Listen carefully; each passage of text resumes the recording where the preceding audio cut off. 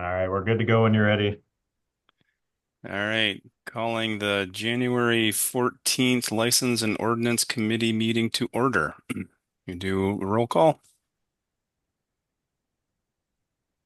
Alder, Madden here. Alder Kalish, Here. Attorney Fleming. I don't know if I need to do that, but looks like we have Laura here, and Janelle had to duck out with some technical difficulties, and I'll just note that Ben Plucker is here to talk about item number 12. So Alder Kalish, I'd recommend that we bump that one up after we approve the minutes. Yep. Yeah, sounds good. All right, next agenda item, approval of the minutes. This is We have Madden. I move approval of the minutes from the November 12th, 2024 meeting. Kyle second.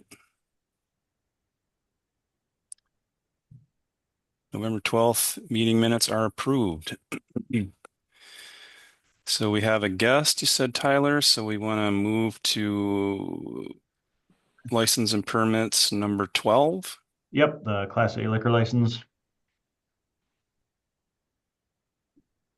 All right, any comments or concerns about this one? Give a little brief overview here. So this is an application for Class A liquor license for BLP Sellers at 1818 Parmenter Street. You'll note the forms and such in the packet, but I spoke with Mr. Plucker briefly today, and he's filled in the city clerk as well. So his business is a subscription-based service, but it would actually be on the third floor in the building here.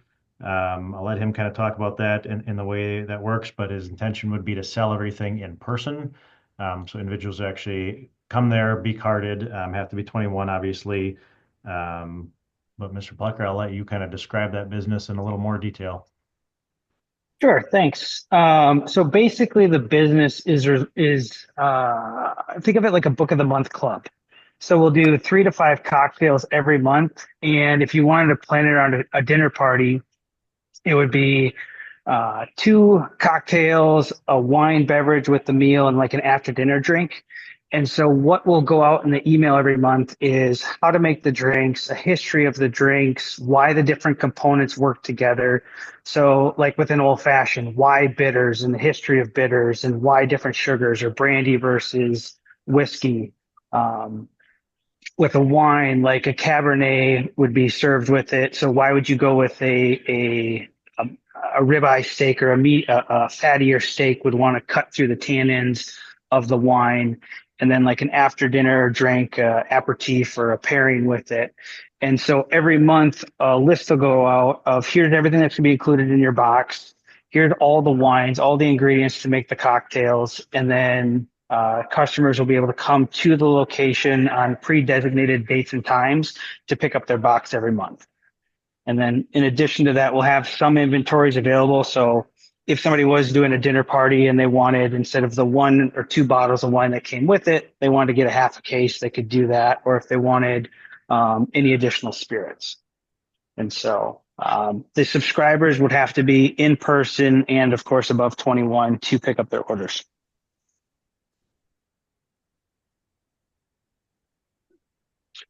So, and I guess the only other thing I'd add to that is we've been playing around with this for about a year, and we're up to 64 now subscribers that have expressed an interest in signing up the first month. Just additional from the city clerk, the city does have one Class A liquor license still open.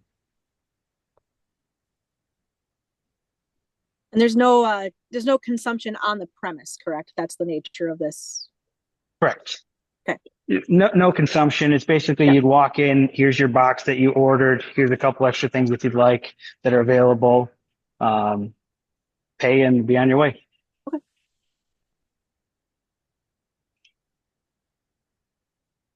Any other comments or concerns from committee members or staff? Uh, I'll just note from the police department side, we did do the background check. We have no concerns and no concerns about the business.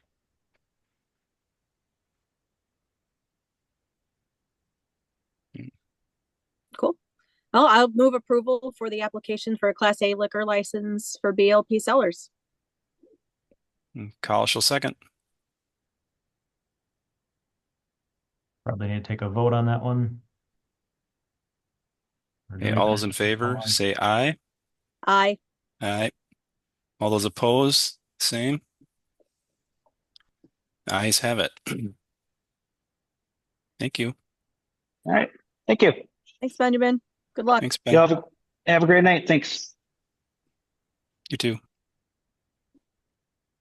All right, if you want to go back up then to number one under license and permits, and we can address that one on its own. The next two would be together. Okay. Oh, number one, application for renewal of an annual outdoor amplified sound permit by Kevin Bagstad for Capital Brewery, a commercial enterprise at 7734 Terrace Avenue for sound systems, speeches, band, DJ, and karaoke for various dates and times from January 1st, 2025 through December 31st, 2025.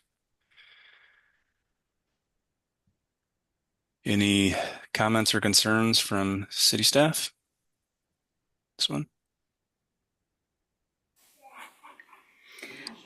This is just their annual permits, no changes from previous years. And this is just for their typical beer garden events, the Friday night bands, the Saturday night bands, that kind of thing. Okay, Correct. excellent. Well, I'd move approval of the application of renewal for annual outdoor amplified sound permit for Capital Brewery for Kevin Bagstad. Kyle shall second. All those in favor say aye. Aye. Aye. All those opposed, the same. Motion carries. You said we can do 2 and 3 together, Tyler? Yes, 2 and 3 are both related to Bachfest. All right, so 2 is an application for a special event permit by Capital Brewery, Kevin Bagstad, contact person for 2025 Bachfest on March 1st, 2025 at Capital Brewery. Application 3 is application for expanded premises by a Class B retailer, Capital Brewery, 7734 Terrace Avenue, Kevin Bagstad, agent for March 1st, 2025 for Bachfest 2025 using approved plans CB6. So, I have a lot of annual events, as you can probably see on the agenda tonight, this being one of them. Event plans extremely similar to previous years. The only notable difference, not even that notable, but they did decrease the time that they are going to have off-duty officers. Just typically they had them there from 10 to 5, and they shortened that to 11 to 4. They also have private security there from 10 to 5, and they felt they haven't had any issues in many years, and just it was a little bit more than they needed. So that's the only change. Otherwise, it's kind of the same event that it has been. Excellent. Yeah, and just a little further on that, it sounds like I was just talking to Lori about that and scaling things back a little bit. Sounds like that 10 to 11A is kind of a VIP hour where their attendance is relatively sparse. Event ends at 4 and has been a pretty quick clean out after that as far as people leaving and such. Just confirming that the private security is still there outside of that. And obviously, I have no concern, certainly, if our officers need to stay a little later. If it's busy, that's easy once they're there. Starting at 11 instead of 10, I don't see any issues with from the police department side. This has been running smoothly for several years. It was not always the case. It was not. No. When it first started, was not. But I think there have been a number of changes to it, as my understanding from when. Oh, yes, yes.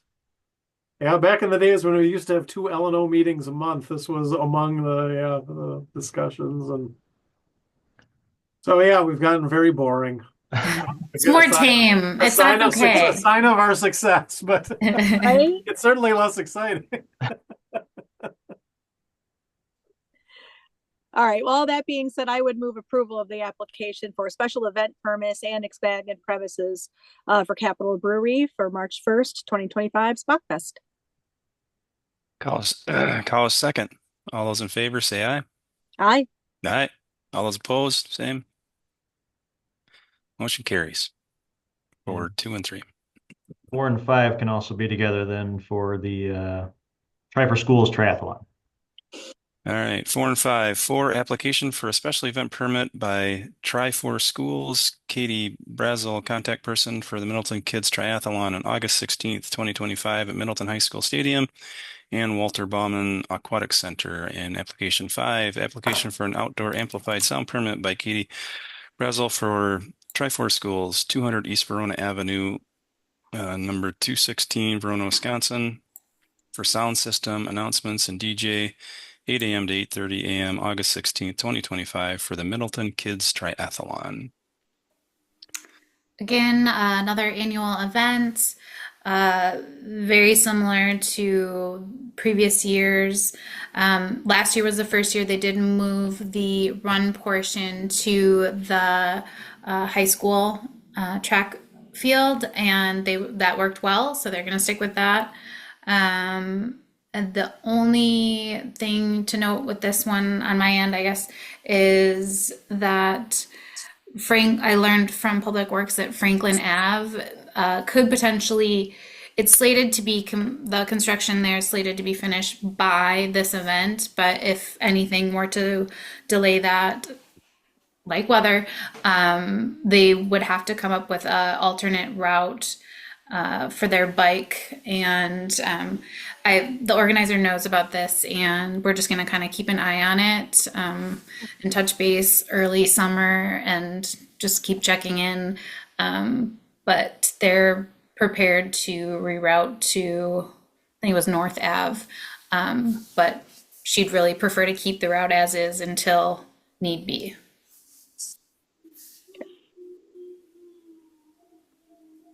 Yeah, there's just a preliminary suggestion from the Public Works Director to move things up a block to North Ave if it really had to be. But he felt fairly confident upon further review of it that the construction should be done in time. Okay.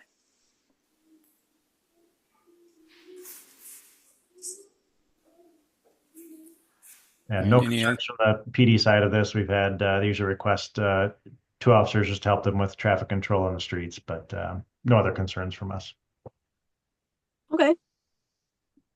And I would move approval of items 4 and 5, the application for a special event permit and outdoor amplified sound permit for Try for Schools.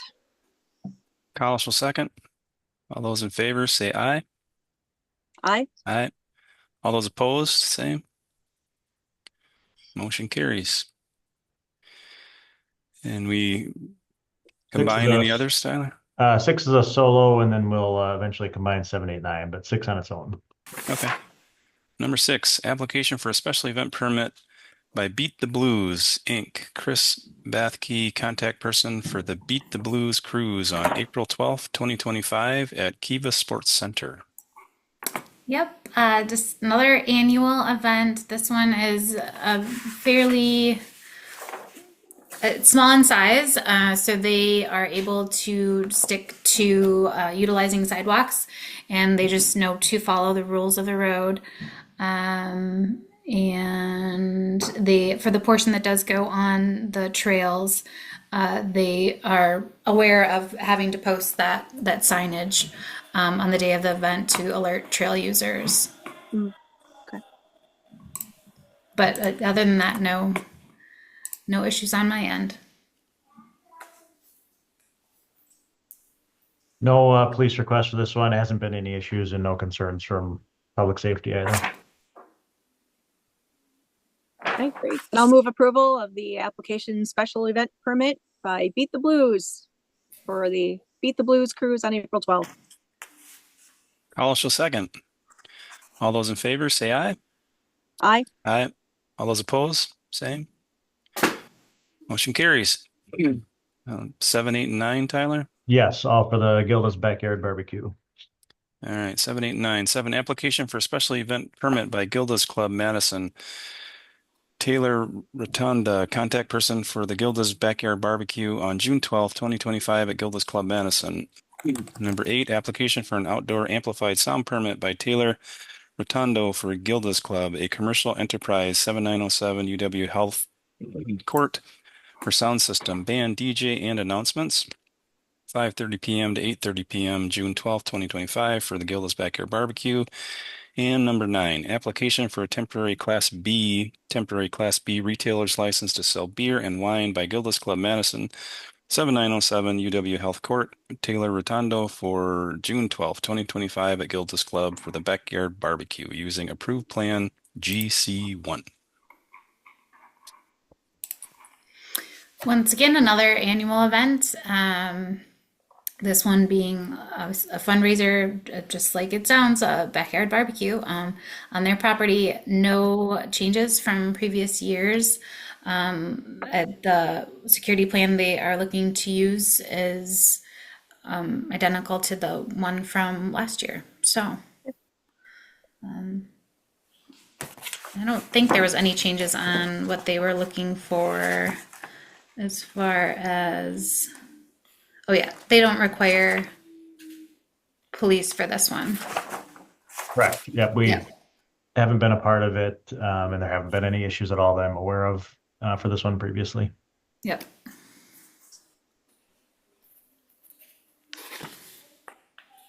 All right, I will move approval. Special event permit, outdoor amplified sound permit, and temporary Class B retailer's license to sell beer and wine by the Gilda's Club for the purposes of their backyard barbecue.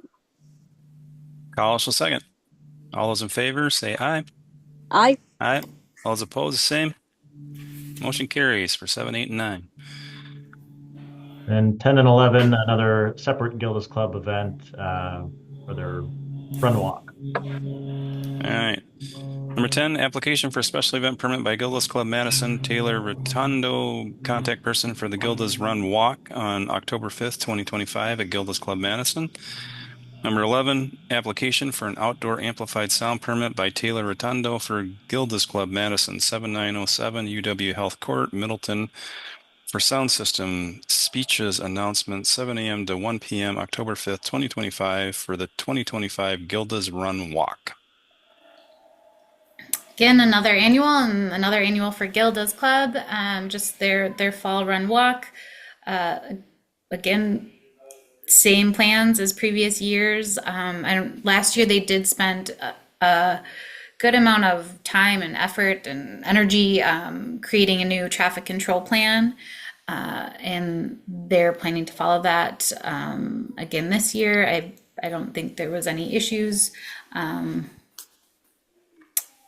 So yeah, I don't really have any more to share. Yep, this one we have help with traffic controls because a good portion of that street at UW Health Court is usually shut down for it. I don't recall any issues from last year either, and I'll just note to kind of echo Laura's comments that the organizers for Gilda's Club are pretty on the ball, and they've been communicating well with us, at least since I've been doing this on the committee and really taking our feedback and being prompt, and they've been great to work with. Excellent. And I will move approval of the application for a special event permit and outdoor amplified sound permit for the Gilda's Club of Madison for their October 5th, 2025 run-walk. Carlos will second. All those in favor say aye. Aye. Aye. All those opposed, same. Motion carries. Unanimous, Billy. Looks like we already did 12, so we can move to I ordinance. did 12. All right, we have 2 ordinances. Ordinance 1, an ordinance to amend and make uniform various cross-committee appointment provisions. So, yeah, I think this was originally proposed by, was it Public Works? Yes.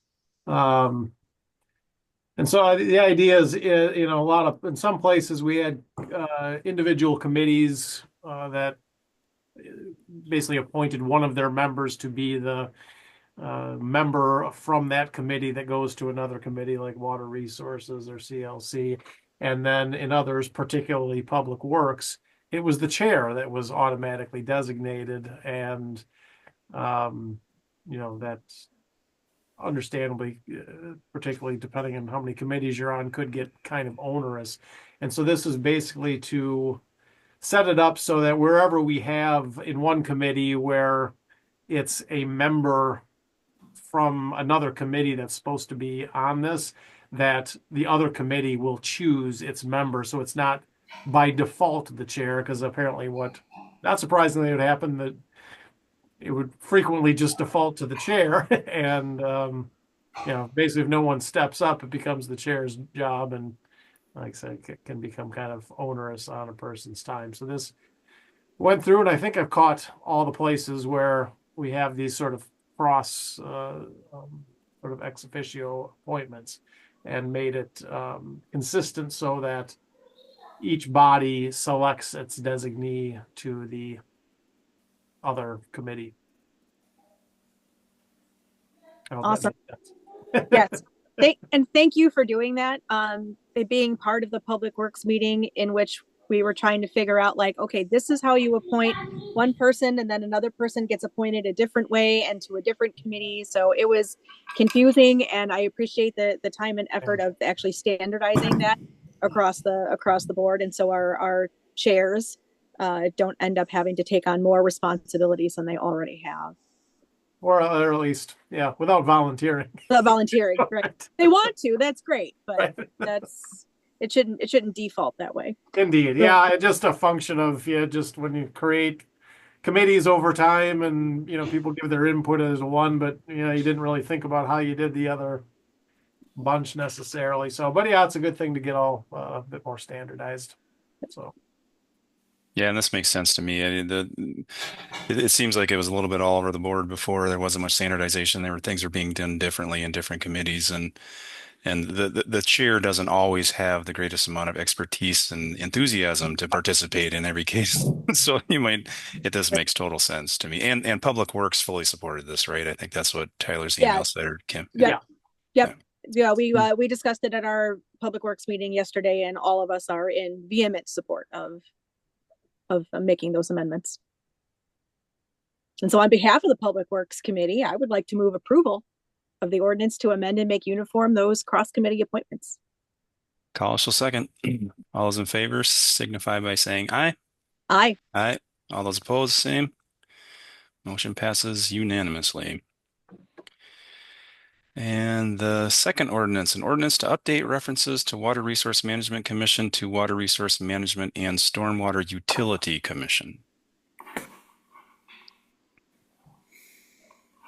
Yeah, so we had, we changed the name and combined the two bodies, Water Resources and Stormwater Utility. We changed references several other places. Well, and I had since drafting this heard from Eric, and he said he didn't actually propose changes to this because he had some other changes that he was kind of working on, but that project is kind of slowed, and I just went and did this since I was looking at it for other reasons, and just thought, we should probably clean this up so we have the right references to the committee or the commission. And then of course here, rather than using the acronym, which is a less favorable acronym we used to have, particularly if you consider stormwater one word, then it's even worse. It just defined Water Resources Management Stormwater Utility Commission as the commission, and use that term throughout the ordinance. Did the commission review these changes too? I don't remember if it did. Eric looked at it and he said he was fine with it. I mean, this is not a substantive change, so I don't know that it's critical that Water Resources approve this, but if you wanted to. It seems like just more of a cleanup of the language of the ordinance, not an actual policy change in any of the ordinances. Correct. Yeah, I mean, I am unconcerned if but others may feel differently. We could send this to Water Resources if we thought it was important, but I guess I don't feel strongly that's necessary. Yeah, the changes in my mind are not substantive. It's basically replacing an acronym with commission for the most part. Right. Yeah. right, well, I'll go ahead and move approval of the update to the references to Water Management Resources Commission, to Water Resource Management and Stormwater Utility Commission. Carlos will second. All those in favor signify by saying aye. Aye. Aye. All those opposed, same. Motion carries unanimously. Anything else on the agenda? That's all we have. All right. I forgot how to close the meeting out, so we officially adjourned the I think you just January declare it 14th. adjourned, but correct me if I'm wrong on that, Matt. Yeah, no, that's fine. Okay, declare the January 14th License and Ordinance Committee meeting adjourned. Thanks, everybody. Great Thank job, you. Chairman. You're next. Yeah, Kim. I'll do it. I'll do it next.